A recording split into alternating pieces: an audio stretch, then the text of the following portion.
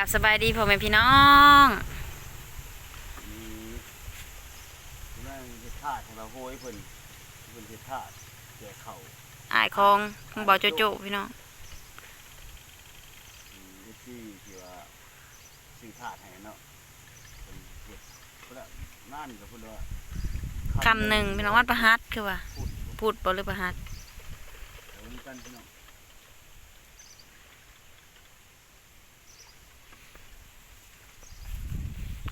โทษพี่อายมาอีกแล้วพี่น้องผู้เก่าผู้เดิมเห็ด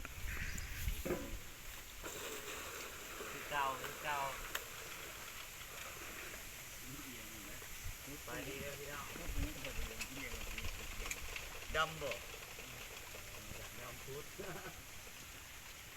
ปูนจักสอบนี่นะนี่คือปูนน่ะแม่นจะบอกปูนขึ้นหลายแท้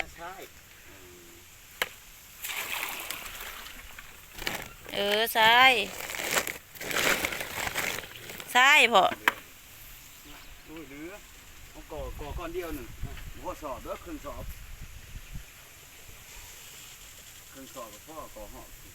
เห็นยังนี่ยังเอานี่ก็ได้ก่อถือก้อนเดียวนะก่อนคือช่องก้อนบ่เอาไปทุ่มเลยครึ่งสอบพ่อที่ไปครึ่งสอบนี่ปูนอันนี้โอ้ยมือพ่อเด้ออันนี้หมดแล้วปูนครึ่งสอบพ่อที่โอ้ยพ่อแล้วสองก่อสอบหนึ่งพอดีแล้วเปิดเทนะเลยบอกก่อนเลยว่ามันเลยบ่ได้แล้วมันแบบสิอ่อนเลย โอ้ยแตกแล้วกระเป๋าอะไรนะเป๋าโทรศัพท์ดอกกระเป๋าหน่อยดังกันได้ดิบ่ได้แล้วมันไปนั่งแล้วมันนั่งดังคนมาเห็นผ่านมีสารต้องเคย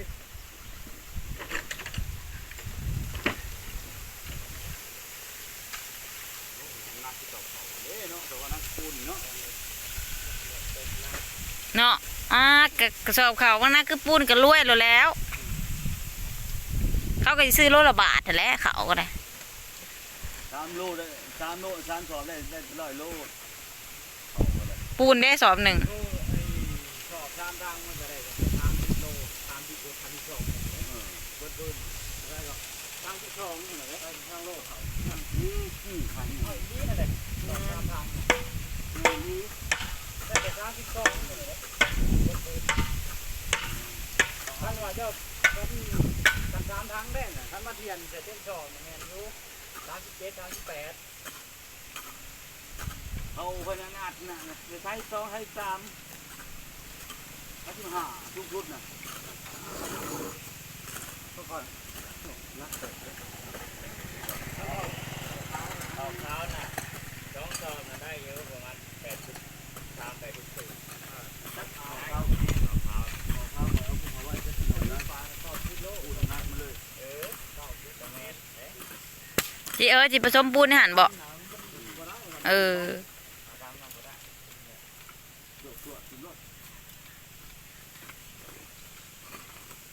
จูนมาเนาะนี่นี่คนนั้นหมดนี่มันนี่คือมันนี่คือจูนบ่เด็ดว่ะค่ะนี่บ่เด็ดวานนี่นะเฮ็ดของไผจะเขามาบ่นนี่วานนี่เอาแล้วมานี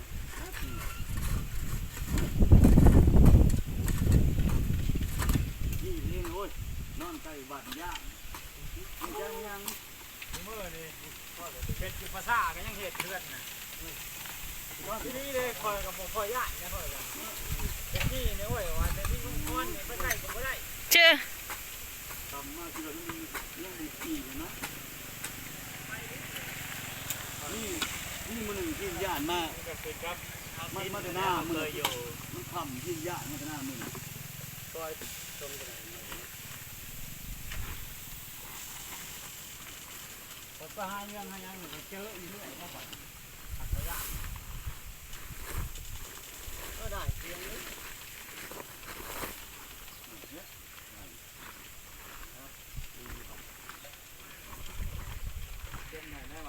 มาเด็กน้อยมาแต่หา หายังซื้อเสียมกุละดวง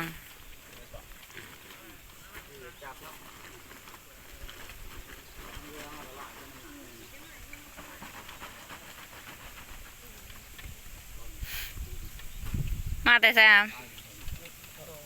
ได้อยุตัวหนึ่ง สี่บ่าวสี่สับบ่าวห้าหลักสามห้าหลักเช้าได้พวกเนี่ยเนาะ ได้กบตัวหนึงยังวะ ตัวหนึ่ง คนละโตปะจ๊ะ คนละขา คนหนึ่งเอาขาคนหนึ่งเอาแขนขาหลังข่อยเอาขาหลังได้ก่อย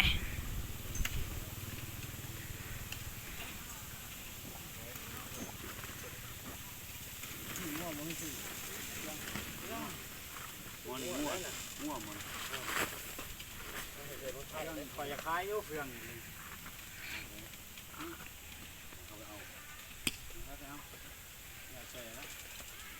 คอยเอาทำพ่อไว้ให้งัวคอยกินกุ้งงัว2 โตพอ มาแต่ว่า2,000นี่ หน้านะคอยจะสอบ ร้อยนะ เข้าหา ร้อยคาย2,000เนาะร้อยเขาก็ยัง ดูมันถามมันเท็กซอฟเขาจะเอามันห่วยร้อยชั้นซอฟเรื่องตันมันลายดีบ่ ไม่นี่กับเพื่อนตัดที่กัน เบิดปุ่ม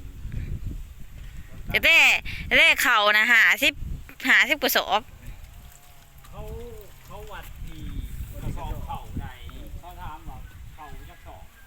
เขาบอกจนว่าสอบไปเขามาตีราคายังหนกเครื่องเขาเลยขึ้นอยู่ว่ามันแหน่นเลยเมื่อกี้เขาขึ้นมีขึ้นโน้มที่เนี่ยเขาย่างเบิกวิธีการแต่ที่ยังบ่ทันสมัยเลย ของสีเลยปึ๊บมันก็ไปปรับหรือห่วยเท็กซอฟหม้อเขาใหญ่เลยติมันแก่เมื่อก็มีเขาร้อยประกอบแล้วเราได้หม้อร้อยชั้นซอฟเนาะเอาได้ดีกว่า แต่เพื่องร้ายลิได้เพื่อง 1,500โอ้สิได้2,000บ่ขายดอกว่า ฝึกตัดเงา ต้องยาวเนาะ เอาทำพุ่งว่า2 โตเนี่ย เครื่อง นี่จ้องแล้ว หอม นะ น้ำไม่เดือนก็ได้โอ้จะเอาน่ะ หอมด้านหอมพอดำเนี่ยเนาะยางละครึ่งครับเอ้ ล้วนแล้วนั่นน่ะซึ่งมันเขาเจ้าหอมอีกมันมีพวก น้ำโชว์แล้วเพื่อน มีน้ำวันเด็ดน้องคือนี่งูเลิศนี่เลิศในที่แท้เลิศนั่นเองมันอ่ะฉะนั้นเขาไม่บอกว่าเครื่องเลิศเลิศรุ่นมันกว่าที่อื่นเลิศนักวิชากรทางห้องประหุงซ้อนซอง ไอ้ที่น้ำว่ะให้น้องมาอันไหนก็นะคนมาจากไหนน้องมันจะอันไหนแล้วก็เราชอบอ่ะวันนี้ว่าเรื่องจ้างนี่ว่าเรื่องอะไรวะคนเทิงเราไหวเขามันเสียเปรียบได้ห่องแมนยูโรดนี่บอกเขากับเชียเพื่อนก็เคยหนึ่งเนาะนี่ไหวเขาสั่งมัวเขาพอได้ขึ้นแล้วเขาก็มาขายเอาเงินใส่ไม่ยังเนาะเอาให้หมูเขาก็ได้เงินเด้งเนาะไม่ได้เงินใส่เลยไหวอันนี้เขาเอาทำเขาต้องการเขาก็ตายก็ต้องใส่ใช่ไหมตายแล้วจบอัดแล้วมันเรืออะไรครับมันตายเดือนอันเนี่ยเดือนวัว ขายตะแปะอัดนะเป็นก่อนนะ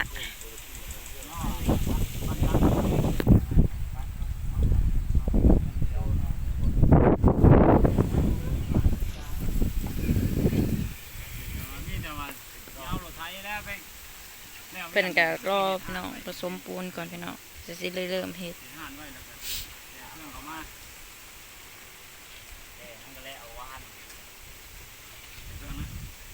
พ่อบดินบอกกับพ่ออันนี้ตามเขา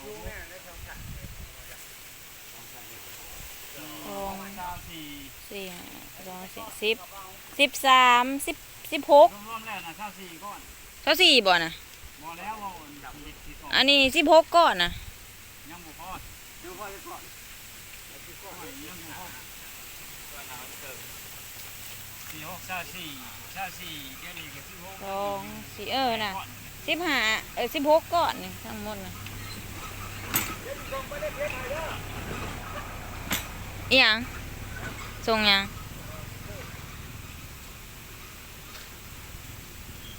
นี่ก็บอกผู้หญิงดอก ตรงยังเนี่ยนี่ ลงนั่นแหละมองลงใจเอาเอง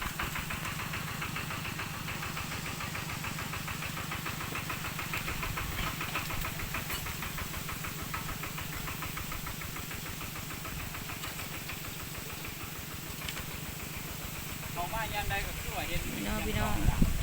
วัดบ้านเฮาพันนาโมงเนาะพี่น้องเนาะ เอามาใส่ ใช่นี่ก็ได้ ใกล้เฮือนหลาน้อยพี่น้องเฮือนหลาหลาใกล้กับวัด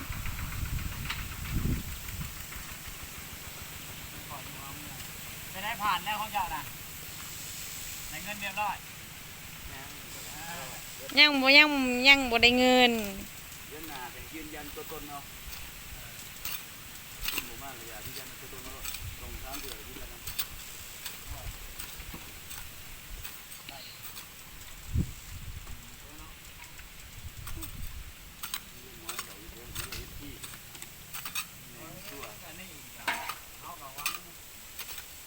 มันหลายทางเหมือนกันนะส่วนของซอยมันต่างหากส่วนรายหลับของผมมันต่าง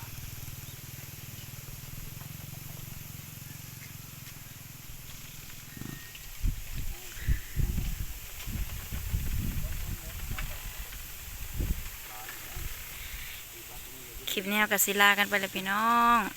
เงินห่อดอกอันใด ฝากกดไลค์กดแชร์กดติดตามเป็นกำลังใจให้ช่องพอน้องหลานนี่เด้อพี่น้องเด้ออย่าพาเบื่อพาหน่ายกันเด้อพี่น้องขอให้เป็นกำลังใจให้กันตลอดไปนะพี่น้องเนาะถ้าว่าผิดพลาดประการใดก็ขอโทษขออภัยไว้ล่วงหน้านะพี่น้องเนาะที่บ่ฮู้สิลาไปเลยได้อเพราะจบคลิปเลย น้องผมก็บอกว่านี่คือเก่าต้องพอต้องหลาเนาะมันมีเลยมาทางค่ะทำบุญนำกันพี่น้องเอาบุญนำกัน FC วัสดุทุกคน